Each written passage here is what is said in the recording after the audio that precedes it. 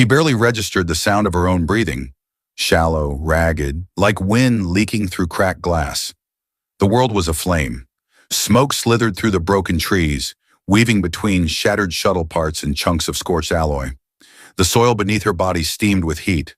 Somewhere above, the twin moons of Zura 9 flickered in and out of view, their pale light suffocated by ash and fire. Lyra had long stopped trying to stand. One leg was useless, plasma burned down to the bone. Her side felt like it had been kissed by a meteor. She blinked slowly, her long, pointed ears twitching once as they filtered distant sound. Distant shouting, metal grinding, something thudding closer through the wreckage. She hoped it was death. Death had a good sense of timing. Her fingers twitched toward her sidearm. Gone. Of course. The last thing she remembered was calling for evac, and the answer being silence. Her people had left. Retreat protocol. A clean extraction. She wasn't on the list. Not anymore. With effort, she turned her head. Fire danced along the wrecked hull of the scout transport, casting eerie shadows on the cracked glass dome nearby. Through it, something moved. Not sleek and tall like a Corellan, not wide and lumbering like the Ixor hounds that fed on the dying. Two boots crunched toward her, mismatched armor, human issue, dirt-caked. The figure was hunched, limping slightly, holding something shaped like a ridiculously outdated rifle. She let out a weak hiss. Of all the things to find her, why him? The man crouched beside her, visor reflecting the flickering firelight. "You look terrible," he said, voice distorted slightly by a calm crackle. "But hey, so do I."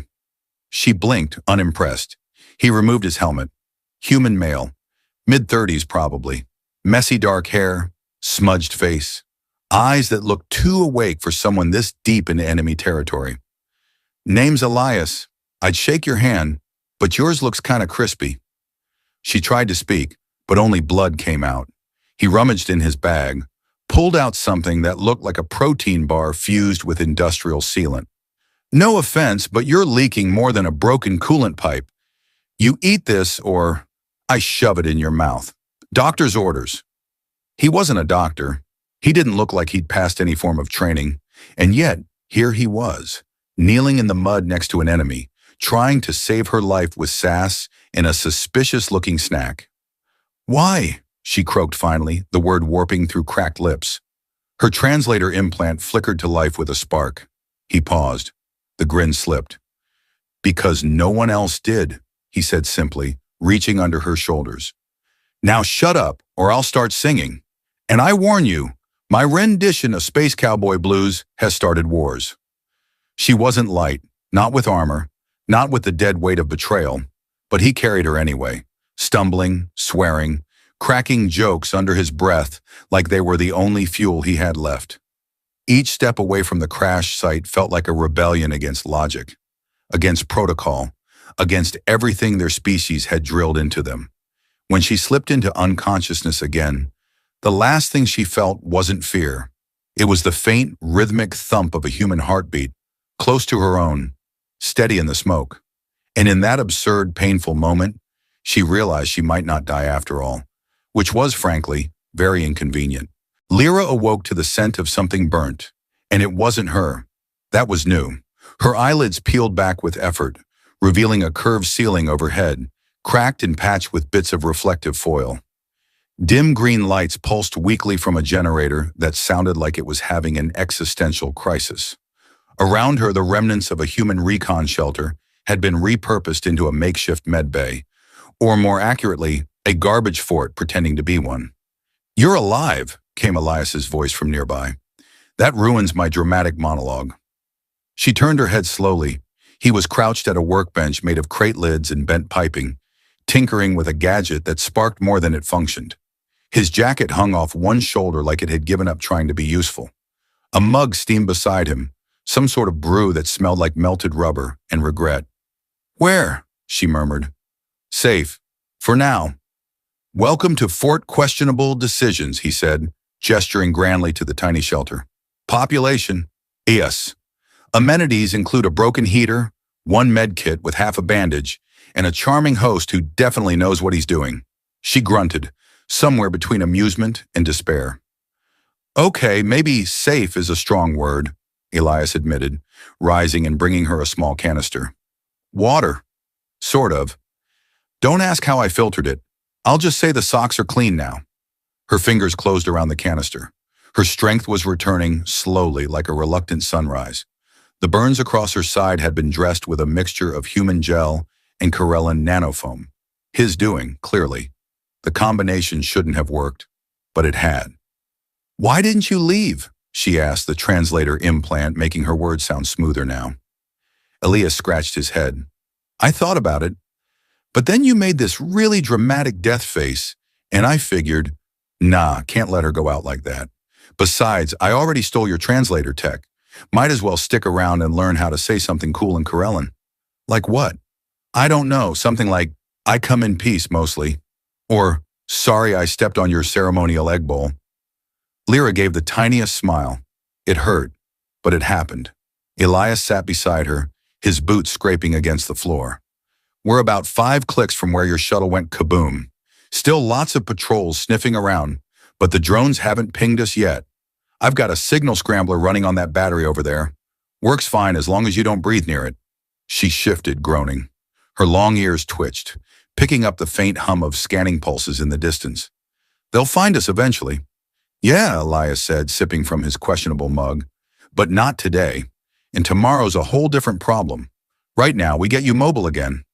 You plan to carry me across 5 clicks of hostile terrain with what? Your charm? I was thinking more like that half-busted hover pad outside, he said. I've been fixing it with chewing gum and hope. Pretty sure it'll explode on takeoff, but that's part of the thrill. She studied him a moment. His face wasn't like Corellan men, softer in some ways, but stubborn where it counted. Humans were strange creatures, loud, improvised, full of contradictions. Yet there he was, risking his life to nurse an enemy, back to health using scraps, jokes, and sheer irrational willpower. You're not what I expected, she murmured. Elias raised a brow. What did you expect? A soldier, cold, efficient, dangerous. Oh, I'm plenty dangerous, he said, flexing his bicep, which produced exactly 0 visible muscle. Just ask my old gym instructor. She exhaled, almost a laugh. Almost. Outside, the wind shifted. The forest beyond the wreckage sighed like a beast sleeping with one eye open. The war still burned elsewhere. But here, for the briefest moment, there was quiet. Rest, Elias said, adjusting the scrap blanket around her. I'll watch the scrambler, and maybe reheat the rations. They're only partly radioactive. She didn't argue. Her eyelids dropped again, not in pain this time, but in peace. And somewhere in the background, Elias began humming off-key. A human tune. It was terrible, but it was hers now too. The 3rd day in the rec shelter began with a bang. Literally. A small explosion sent a plume of green smoke through the corner of the shelter, followed by a string of very colorful human words and the unmistakable clatter of tools hitting the floor. Lyra sat up with effort, wincing at the pull in her ribs. Her wounds were healing faster now, thanks to the makeshift hybrid gel Elias kept calling miracle goo with far too much enthusiasm. Her muscles still ached, but at least she could walk again. Stagger at least, and frown, which she did generously every time Elias attempted engineering. Elias emerged from the smoke, coughing, his eyebrows slightly singed. Okay, so note to self, Corellan power cells and Earth batteries don't like each other. In fact, they loathe each other. I may have just started an interspecies battery war. She tilted her head. Why were you combining power cells? To make coffee. He held up a scorched cup. Success rate, 0. Explosion rate, higher than I'd like to admit. Despite herself, she chuckled. It made her side hurt again, but she didn't mind. Not as much as before. He grinned at her laugh and gestured toward the clearing outside. Come on, you need air. I need less smoke in my lungs. Let's hobble out together. The forest had begun to reclaim the crash zone. Vines climbed over shattered hull plates. Strange blue moss shimmered faintly across rocks like frost. The alien moonlight filtered through pale leaves that responded to their steps by curling inward. Zura 9's ecosystem was adaptive, reactive. If you stayed still long enough, the trees would probably try to give you unsolicited life advice. They found a spot where a section of their shuttle had crumpled into a natural arch, forming a kind of half-cave. Elias had cleared out a bench-shaped piece of metal and even set up a line of string with tin scraps, which he proudly called a security alarm. When she asked if it worked, he answered, "It sings a little if someone walks through it." Technically, that's an alarm. As they sat in the clearing, Elias pulled out a cracked datapad. "Found something you might want to see?" He tapped the screen until a fuzzy image stabilized. It was a message, distorted by planetary interference, but clearly meant for her. A female voice spoke in hurried Kirilan, the background full of static and distant shouting. Lyra's back straightened. "That's my sister, Nira." "Didn't know you had one," Elias said, watching her carefully. Lyra hesitated. "She's command now. High rank. Tactical specialist. Cold like a ship's hull, but loyal." The message flickered again. "If you're alive, we are coming. Signal the beacon. Coordinates locked. Hold on." Then silence. Elias set the pad down between them. "Looks like the cavalry's on its way. That's good, right?" She didn't answer right away. Her eyes searched the treetops like the answer might be written in glowing leaves. "I'm not sure," she finally whispered. Elias gave her space, filling with his multi-tool and humming something she suspected was meant to be calming, but sounded more like a dying drone. "You know," he said after a pause, "if your people are anything like mine, showing up too late is sort of a tradition, like arriving to a party after all the good snacks are gone." She eyed him. "This is a rescue, not a party." "Could be both," he said with a wink. "I brought the snacks." She shook her head slowly, ears twitching with the motion. "You joke so much. Why?" "Because Sirius gets heavy," he replied, "and we're already carrying enough weight as it is." She stared at him for a moment longer. Not as an enemy, not even as an oddity, just as a man who had chosen to stay when he could have run. Back in the shelter, they worked in companionable silence. Lyra helped patch a hole in the roof with scavenged paneling, and Elias reworked the failed power unit using the least flammable materials available. Mostly string, plastic, and overconfidence. Later that night, as the stars blinked to life overhead, Lyra whispered, almost too soft for her translator to catch, "Thank you for not letting me die." Elias looked up from his tangled wires, eyes glinting. "Don't thank me yet. Wait until I burn this whole place down trying to make toast again." She didn't smile, but she didn't stop him either. The fourth morning arrived with an eerie silence. No birds, no rustling trees, no crackling from the half-dead campfire Elias had spent an hour proudly constructing out of emotionally unstable sticks. Even the moss seemed to hold its breath. Lyra crouched low near the entrance of the shelter, her long ears angled toward the forest like tuning forks. Her eyes scanned the mist that curled between the trunks, silver strands drifting unnaturally. That wasn't natural fog. It was dispersal mist from a recon-class drone, high-altitude type, cloaked, efficient, ruthless. "They're back," she said quietly. Elias didn't panic. He just chewed his last bite of protein bar, vanilla tar flavored apparently, and leaned over her shoulder, squinting through the trees. "So, good back or bad back?" "Very bad back." "Well, that answers that. Time to execute plan. Actually, what plan are we on now?" "I stopped counting after Plan G." Elias nodded. "Right, this must be Plan H. H for hide and hope the drones are emotionally distracted." Despite herself, Lyra grinned as she activated her scanner. The readings were clear. 2 drones circling wide, triangulating signals. The signal scrambler was weakening. Elias's bubble of invisibility had been held together by duct tape, sarcasm, and one old harmonica he swore was critical to the circuit. "Help me reroute the feed through the hull mesh," she said, moving fast now. Her strength had mostly returned, though a limp still slowed her. Elias followed without question, rummaging through wires while muttering war chants to himself like, "Come on, you glorious piece of junk! Don't betray me now." As they worked, something caught her attention, a flicker in the corner of her vision. The old Kirilan distress beacon, which she had refused to activate until now, suddenly blinked to life. Autonomous trigger, proximity override, meaning someone from her species had come within 40 meters. She hissed and dove for the module, deactivating it in a flurry of fingers. "They're here! My people! Ground scouts! Oh, good! Wait! That's not good, is it? Number, if they find me with you, they won't ask questions. They'll just assume that I'm holding you hostage. Or worse, corrupting your noble alien morals with bad jokes and human cooking." Exactly. For a beat, they stared at each other. The air pulsed with distant drone wings. The forest held its hush. Elias stood and grabbed his pack. "All right, I'll go." Lyra blinked. "What?" "I'll draw the drones. Lead them away from here. You stay hidden. Signal your people once I'm out of range." Boom. Happy ending. "That's not a plan, that's—" She stopped. He was already wrapping a strip of bright thermal tape to his chest.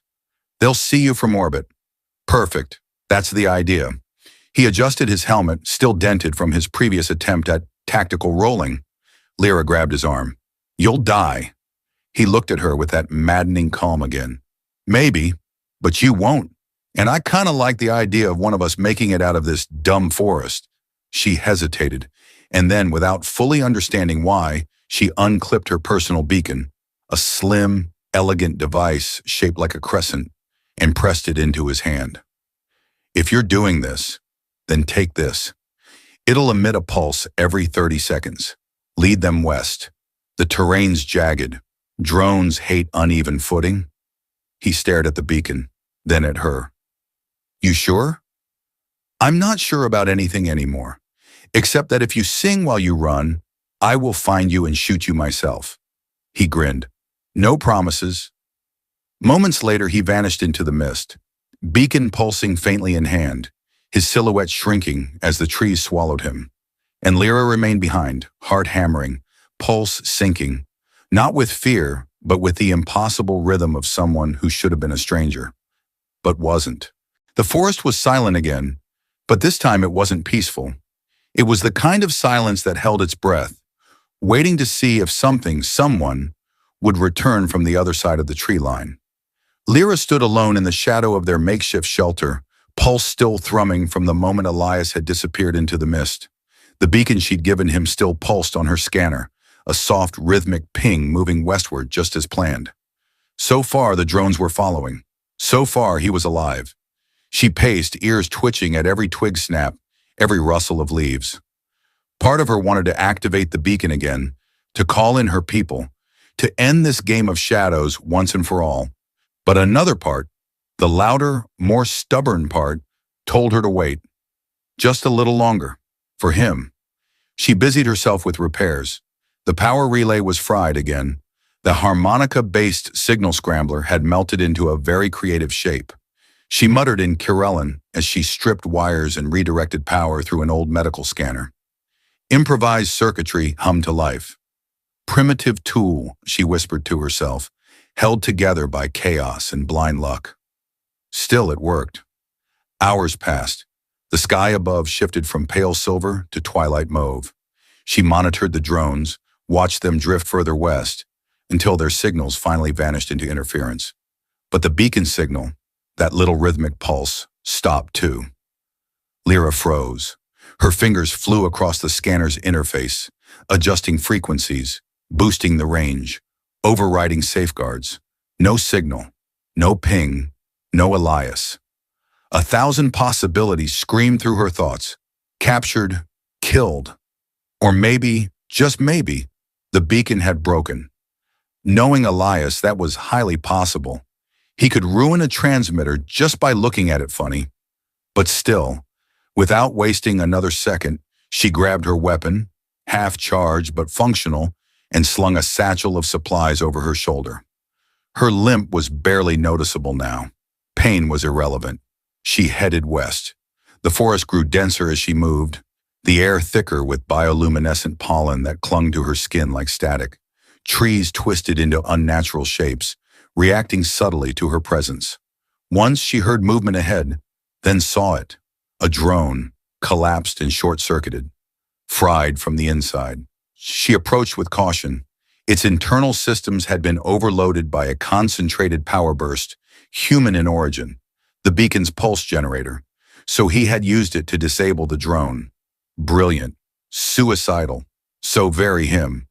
A trail of broken foliage led beyond the drone, into a narrow pass carved by ancient water. She followed it, heartbeat rising, every sense alert. And then, finally, she found him. Elias was slumped against a moss-covered boulder, one hand over his side where blood had darkened his jacket. His other hand still clutched the beacon's remains, charred and cracked, its last pulse long dead. His eyes opened slowly. "Hey," he rasped, voice dry. "Either I'm hallucinating or you look incredibly angry to see me." "I am," she said, dropping beside him, "because you're alive, and that means I have to yell at you instead of mourn."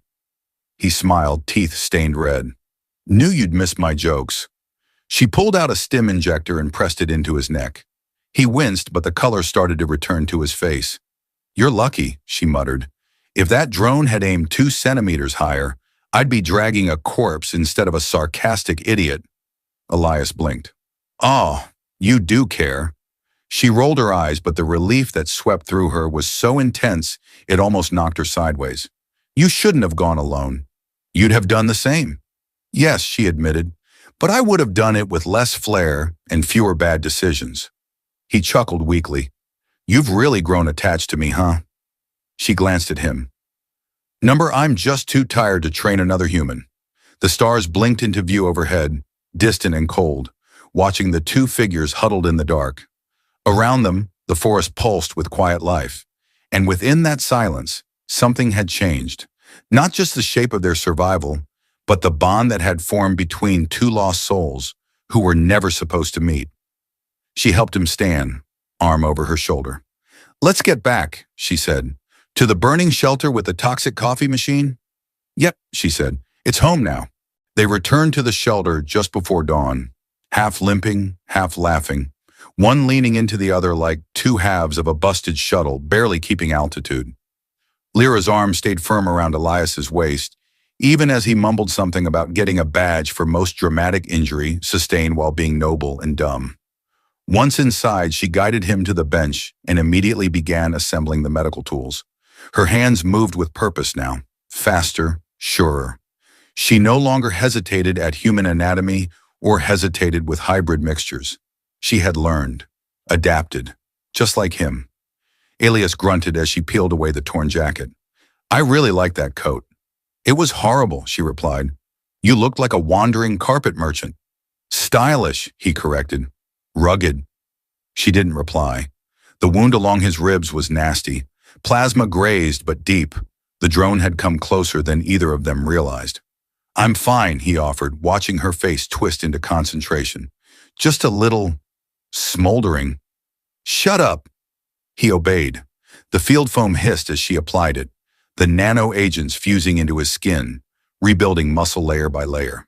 He winced but made no sound. By the time she was done, the sun had begun to rise, soft orange glow creeping through the cracks in the shelter walls. The world outside was still in ruins. The trees whispered with the promise of violence. But inside there was a moment of peace. He sat up with a groan. "I've been thinking. That's dangerous. Hear me out. Your sister's message said extraction is possible, right? That they're nearby?" Lyra nodded slowly. "Yes. They've probably landed by now. Scout teams, small transport units." "So," he said, squinting as if choosing his words, "what happens when they find us?" "Because I'm not exactly on their guest list." "They'll see you as a threat," she said, then added more softly, "even if I say otherwise." Elias leaned back against the wall, eyes on the ceiling. "What if I go first? Find them before they find us. Talk to them. Do my whole charming idiot routine." "You'll be shot." "Yeah, but maybe not right away." She frowned. "That's not a plan. That's a death wish with a clever title." He smiled, but his eyes were serious. "I don't want to be the reason they shoot at you." "You're not." "I might be." Lyra stood and walked to the open hatch, arms crossed, ears twitching with each movement of the forest beyond. She hated this. She hated that she didn't have a clean solution, a perfect escape route, a clever answer to what came next. All she knew was that she didn't want to leave him, and she didn't want him to leave her. "There's another option," she said finally. "Which is?" We fake your surrender. He blinked. That's, oddly specific. You've thought about this? Since the first time you nearly blew up our water filter, yes. Wow, I'm honored. She turned to face him, her tone sharpening. We rig a beacon. Send a distress call from a captured human. They'll come fast, expecting a prisoner. You're shackled, disarmed, looking pathetic.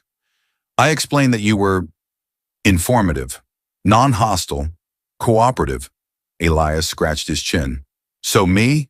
But more pitiful. Exactly. And you trust your sister not to shoot first? I trust her to listen. If she doesn't, I'll throw her off the ship myself. His eyebrows lifted. Family bonding, I like it. They spent the rest of the day building the trap. It wasn't elegant, but it was convincing. An old escape pod became the cell, complete with false scorch marks. They built restraints out of spare wiring, and Elias practiced looking tragically heroic. You know, he said as she clicked a shackle around his wrist, I didn't think I'd end up as a space damsel in distress. But here we are. Lyra paused, looking him over. You make it work. He grinned, but beneath it, he looked scared. Not of pain, not of her people, but of what came next. So was she. She leaned in, just for a second, her forehead touching his. If this goes wrong, it won't, he whispered. But if it does, then I'll haunt your ship, sing loudly in your dreams. She chuckled. That would be the worst punishment imaginable. Outside, a low hum filled the sky. Engines, growing louder. They were coming. The sky trembled as the scout ship descended. Its twin thrusters sent a pulse through the soil, making the moss shimmer and the trees recoil in ripples. A beam of amber light cut down through the clearing, illuminating the broken pod where Elias sat shackled, smeared with ash and dirt, arms deliberately slack in surrender. Lyra stood just beyond the glow, her stance calm, authoritative. Her armor had been hastily cleaned, her crest reattached over her shoulder like a declaration. Corellan officer, rank undisputed. And yet her heart beat in defiance of the uniform she wore. The transport door opened with a hiss, and 6 soldiers emerged in perfect formation. Tall, silver-armored, visors down.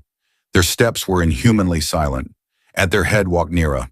Her features were sharper than Lyra's, her long ears more rigid, her expression carved in cold stone. She halted just inside the perimeter, her eyes sweeping the scene. First the wreckage, then her sister, then the human in restraints. Her voice was level when she spoke. Lyra, you are alive. Lyra gave a short nod. Recovered. I activated the beacon yesterday. You were expected alone? Situations changed.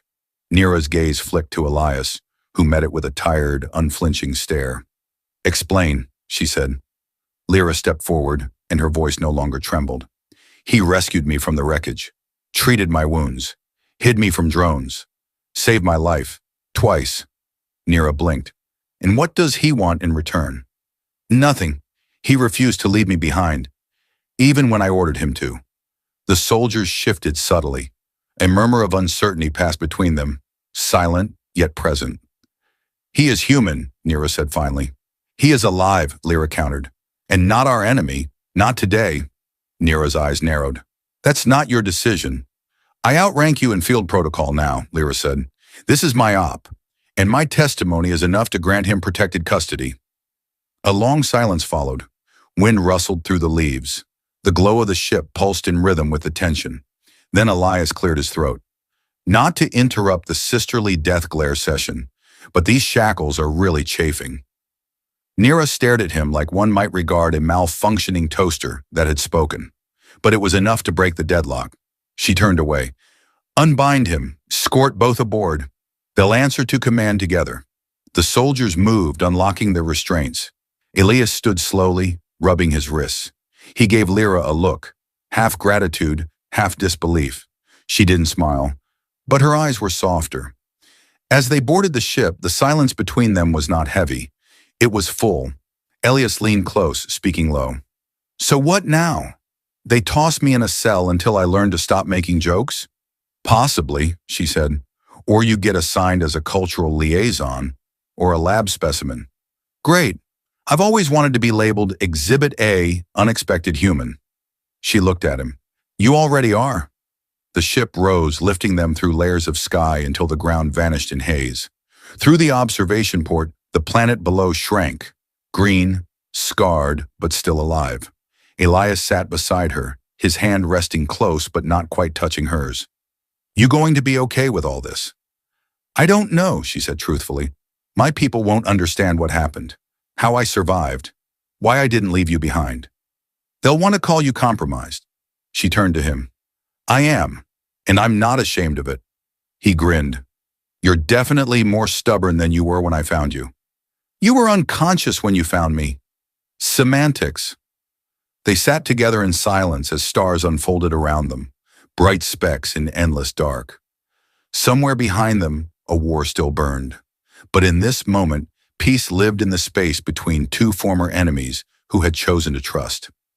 As the stars grew brighter, Lyra spoke once more, softly. You asked what I expected from a human. The answer used to be very little. And now? She looked at him. Now I know better.